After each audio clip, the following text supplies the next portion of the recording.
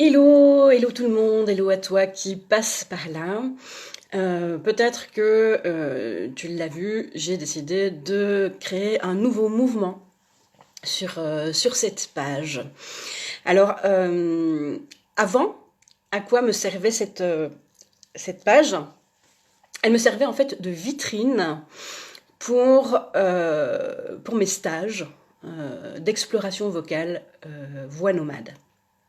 Elle me servait vraiment exclusivement à ça. Et je publiais évidemment en fonction des stages. Et puis, le Covid est arrivé, la difficulté de réaliser des événements, le fait de réaliser aussi des événements en visio pour m'adapter. Mais voilà, donc c'est vraiment, cette page était tributaire des stages de voix et je publiais là-dessus. Sauf que je n'ai pas que cette activité-là, donc je ne suis pas au taquet pour publier tous les jours du contenu par rapport à la voix. Alors, du coup, je t'expliquais pourquoi. Pourquoi je ne fais pas que ça. Donc, je suis Lucille Nook. Nook étant mon pseudo artistique, mais j'ai repris aussi ce nom pour parler de l'ensemble de mes activités. Nook, en fait, ça veut dire celle qui schnoekt, celle qui fait ce qu'elle veut avec la voix et les sons.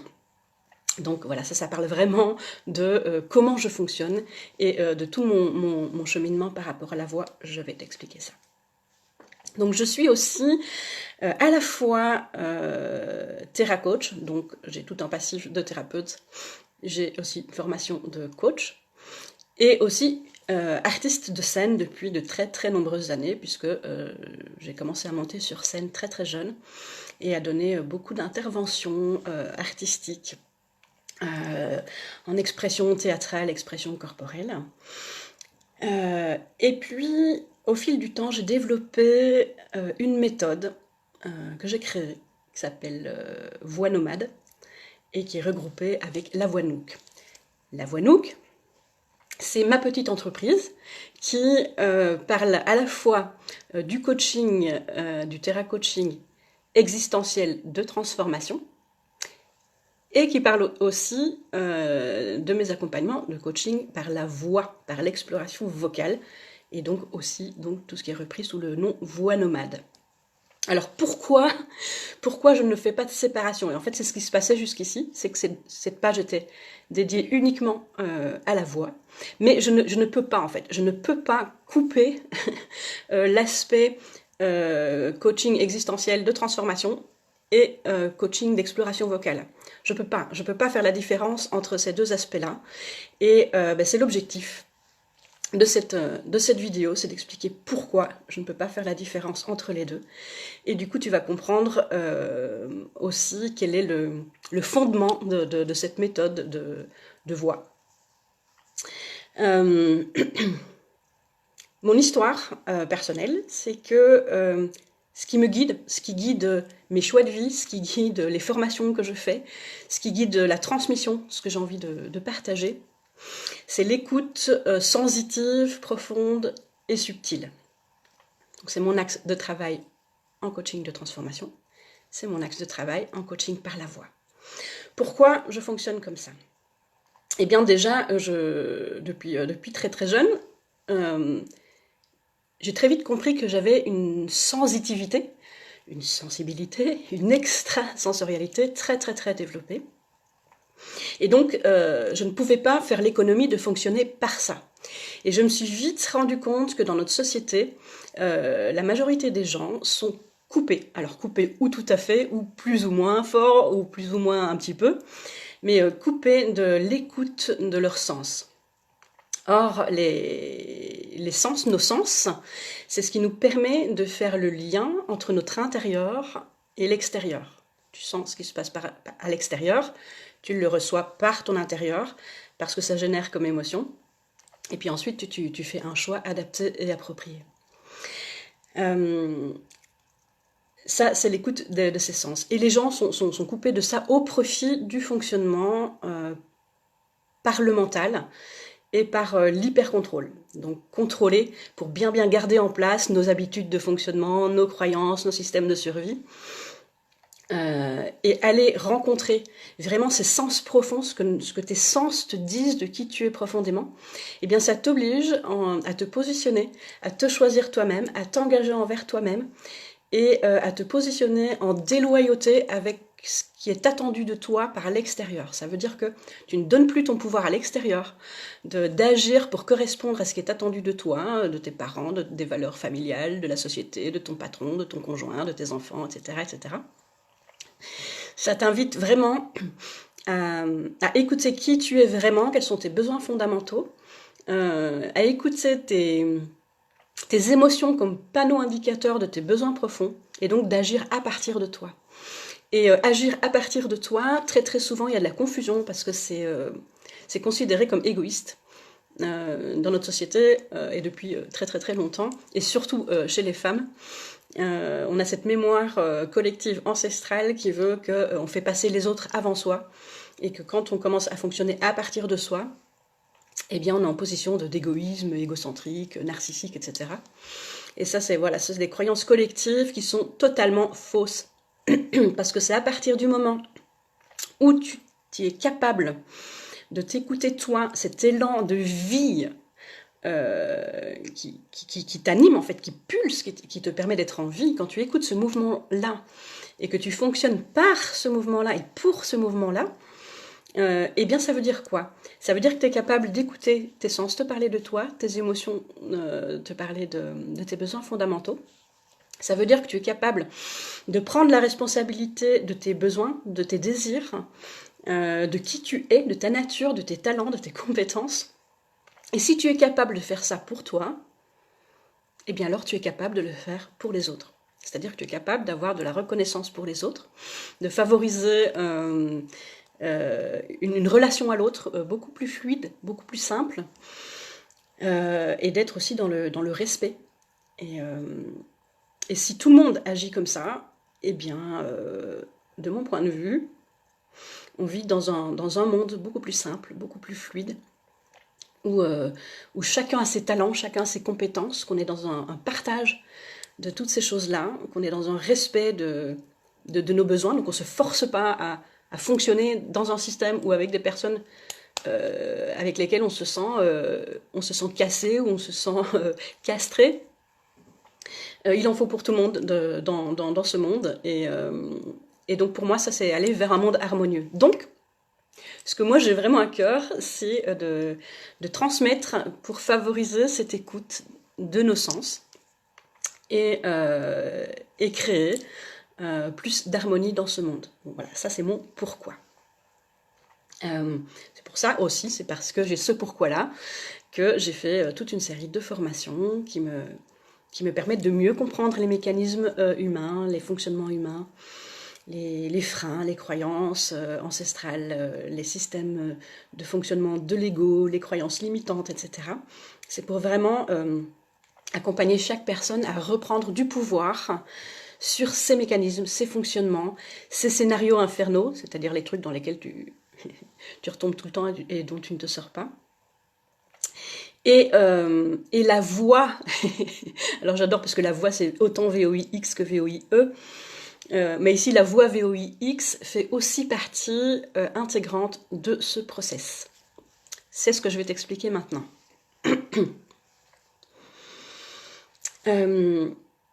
Peut-être tu as vu dans les publis voix nomade, pagane, ethnique, chamanique. Alors pourquoi je nomme ça de cette manière-là? Parce que mon histoire de scène, elle s'est aussi faite par affinité avec ce que j'avais en moi, que j'avais besoin d'exprimer, mais aussi ce qui existait dans ce monde et qui faisait résonance, qui me créait du plaisir à mes sens, que j'avais envie de comprendre, que j'avais envie de reproduire, que j'avais envie d'utiliser comme source d'inspiration. Et ces sources d'inspiration, ce sont les sons, les chants, les dialectes du monde entier. Comment j'étais sensibilisée par ça? C'est parce qu'avant d'avoir une vie de chanteuse, j'avais une vie de danseuse et j'ai dansé pendant plusieurs années et en spectacle aussi les danses folkloriques internationales. Donc j'étais très vite sensibilisée aux musiques du monde. Des musiques du monde à la voix, il n'y a qu'un pas. Et voilà, j'étais très touchée par cette variété de chants, de techniques, de sons, en fait qu'on ne produit pas, nous, dans notre société. Des sons qui sont propres à une langue, à un dialecte, qui permettent d'aller chercher des espaces de soi, de notre fonctionnement, de notre anatomie, pour produire des sons. Et avec ma sensibilité, ces sons-là que j'entendais, eh bien, je me suis vite aperçue que ça créait du bien-être, ça créait du plaisir, ça créait de l'émotion. Ça me créait aussi l'envie de le vivre par moi-même, en fait, d'expérimenter ces sons-là. Je me disais, mais ah là là, ça doit être hyper jouissif de chanter ça, comme ça. Et j'ai commencé tout un cheminement de recherche et de formation et de partenariat pour pouvoir explorer, en fait, tous les sons que le corps est capable de produire, mais que l'on ne produit pas parce qu'on est formaté par notre langue maternelle. Et donc j'ai commencé cette exploration-là. Et c'est comme ça, petit à petit, que j'ai créé cette méthode, voix nomade, l'exploration vocale sensitive. Cette exploration vocale, telle que je la propose, déjà, elle considère d'abord la respiration. La respiration, en fait, si tu ne sais pas comment tu respires, comment veux-tu chanter? Alors oui, bien sûr, tu peux pousser la chansonnette, papa, à partir des cordes vocales, tout ça. Bon, ça, c'est une manière de faire. Moi, ma vision et ma méthode, c'est pas du tout pousser la chansonnette. C'est de vraiment rentrer en contact et en communion avec l'organe. Tu vois, dans organe, il y a organique, il y a animal. C'est l'organe de ta voix et la vibration que produit en fait cette voix-là. Et cette vibration que ta voix produit, tu la produis donc par ton corps. Et donc tu peux aller chercher vraiment ce côté, alors c'est souvent, on parle de sacré, moi je sais pas, je suis un petit peu en demi-teinte par rapport à ce terme-là qui veut un peu tout dire et rien dire. Ce que sacré pourrait vouloir dire selon mon point de vue, c'est quand tu vas chercher,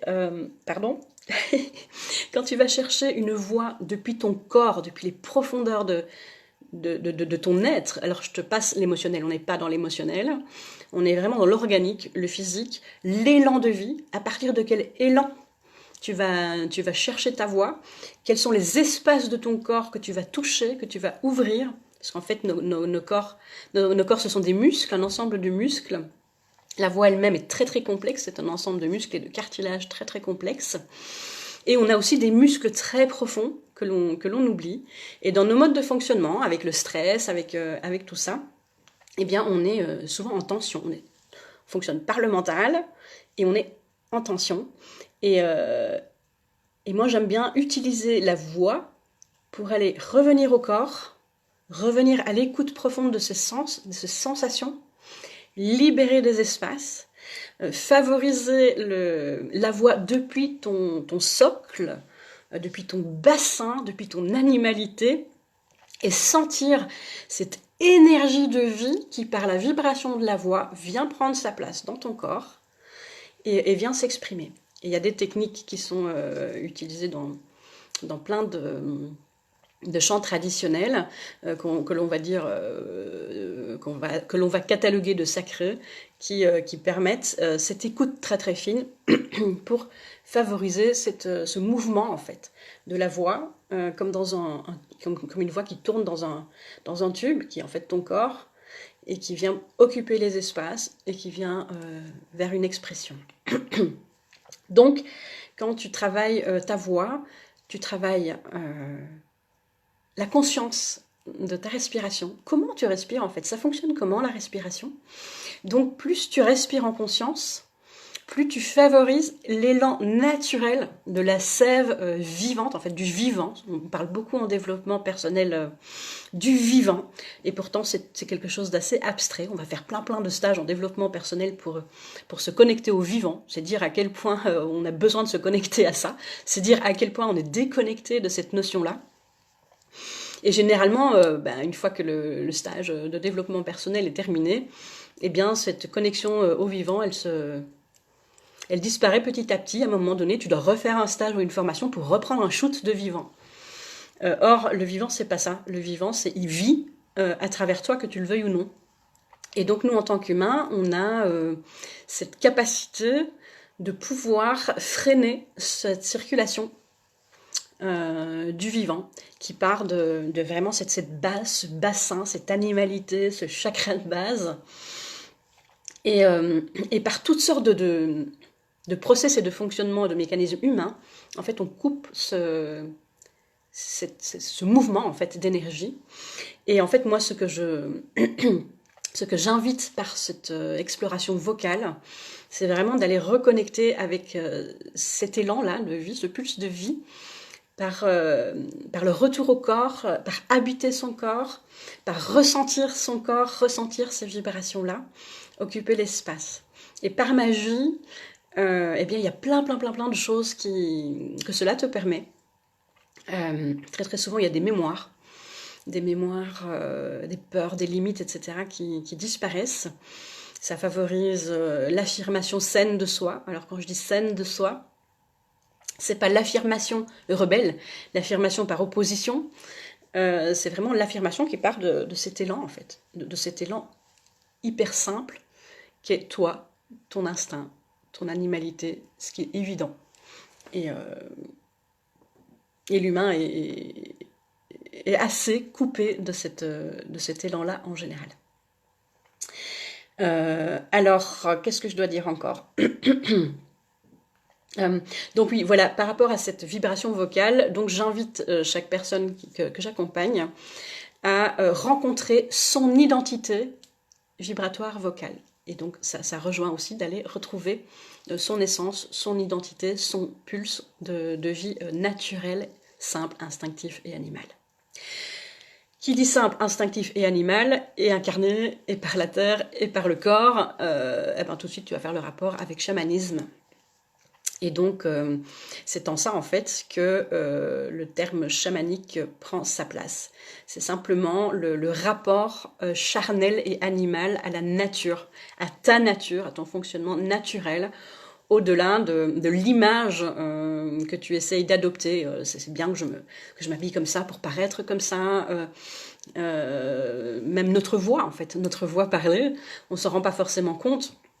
Mais on adopte une voix parlée par rapport à l'image de soi que l'on veut donner. Donc en fait, dans la voix parlée, on entend plein de choses, des fonctionnements inconscients. Rencontrer ton identité vibratoire vocale, récupérer des espaces, libérer aussi des espaces et des mémoires, pour laisser plus de place à ce pulse naturel de l'expression de qui tu es. Donc finalement, à qui je m'adresse avec cet accompagnement vocal, à toute personne qui a cette envie d'une spiritualité incarnée. C'est-à-dire souvent quand on parle de spiritualité, on parle d'aller se percher dans des notions vagues, on parle de s'auto-persuader par des prières, par des mantras, etc.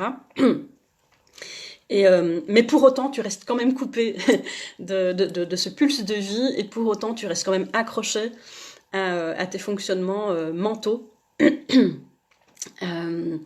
à tes fonctionnements de contrôle, de survie, de paraître, de laisser ton pouvoir à l'extérieur. Donc finalement, il y a quelque chose de désincarné. Et moi, ce que je veux, c'est vraiment permettre d'être un être humain incarné, responsable, et souverain, c'est-à-dire qui reprend le pouvoir sur qui il est et ce qu'il veut réaliser de sa vie, et la responsabilité de la réalité qu'il se crée. Donc, je m'adresse aux personnes qui souhaitent une spiritualité incarnée, qui a besoin d'une relation avec son corps, peut-être d'une autre manière que le sport ou l'alimentation. Puisque là, tu l'as compris, il y a quelque chose de très charnel dans la voix. Les personnes qui ont le besoin de s'affirmer sainement, qui ont besoin de traverser leur timidité, qui ont des peurs de parler en public, qui ont un besoin de retour à la simplicité, qui sont trop perchés dans le mental et qui ont besoin de revenir à des choses hyper simples, ou qui ont tout simplement besoin de rencontrer leur voix autrement. Et donc il y a la voix parlée, et puis après il y a la voix chantée, et il y a les voix chantées. Et il y a toutes les ouvertures de voix possibles qui créent des vibrations différentes. Et quand tu émets des vibrations et que tu ressens que ça vibre à l'intérieur de toi et que ça vient toucher le plaisir, eh bien à partir de ce moment-là, ça veut dire que tu touches à cette notion de plaisir qui est très tabou, quoi qu'on en dise. Et dans le plaisir, en fait, il y a quelque chose d'animal et d'instinctif. Donc toujours ces notions duquel on est tous plus ou moins coupés.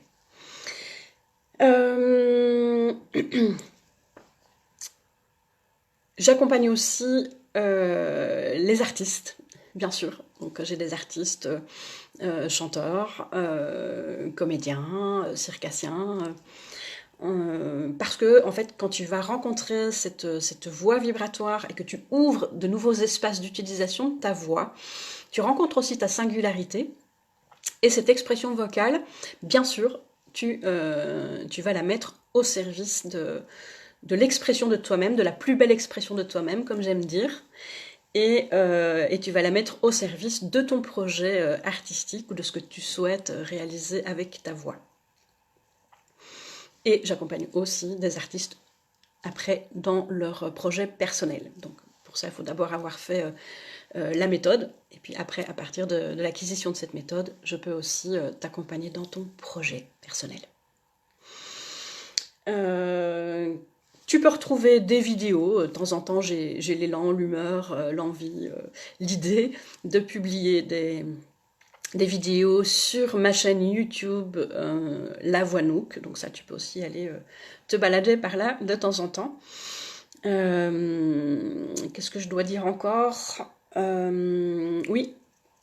Donc, dès à présent, quand je publierai sur cette page, je ferai toujours le lien. Bien sûr, je parlerai des stages, mais je parlerai aussi du lien de la voix à cette animalité, à cette notion de nature, de simplicité et de plus belle expression de soi. Donc je ferai aussi le lien avec des blocages humains et des déblocages humains, bien sûr.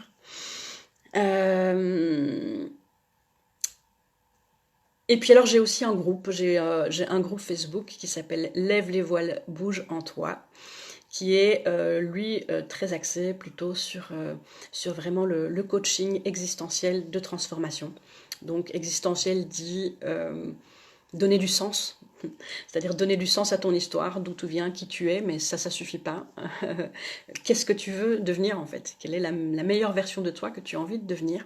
Et pourquoi tu n'y arrives pas? Et pourquoi tu as des freins? Et comment tu peux transformer ça pour vraiment incarner avec le plus d'authenticité, de vulnérabilité, de simplicité la plus belle expression de toi, la plus belle version de toi.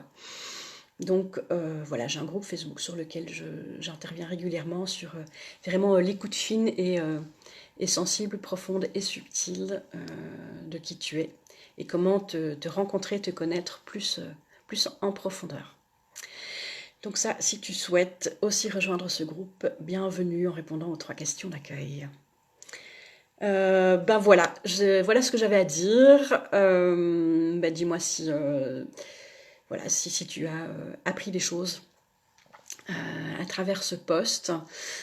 Si tu as des questions, n'hésite pas à les poser. Si tu souhaites recevoir les informations des divers ateliers et stages qui seront proposés, et donc j'en proposerai beaucoup moins qu'avant parce que, comme tu l'as compris, j'ai aussi d'autres activités. Eh bien, n'hésite pas aussi à m'envoyer un petit message pour faire partie de la mailing list et de recevoir les actualités de La Voix Nook.